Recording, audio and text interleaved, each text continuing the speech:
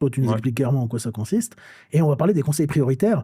Et pour pas que ceux qui se lancent en ligne se plantent finalement, enfin, ou du moins, partent sur de meilleures bases. Donc déjà, toi, tu accompagnes beaucoup de coachs qui sont en présentiel. C'est quoi les différences majeures entre du coaching en présentiel et du coaching en ligne?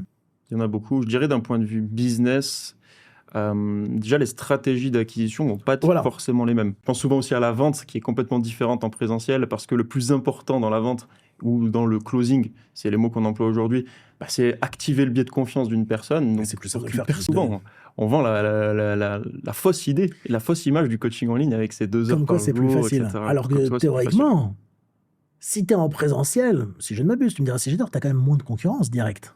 Moi, je pense qu'il y a quelque chose de logistique. C'est-à-dire que c'est pas du tout la même chose d'entraîner quelqu'un en salle. Donc, si les coachs qui nous écoutent, si vous aimez vraiment le contact humain, gardez quelques heures de coaching en présentiel. Le coaching en ligne, j'ai fait un post dessus, ne vous rend pas libre, ça vous rend flexible. Flexible par la liberté géographique que vous avez, flexible par les heures où vous allez travailler.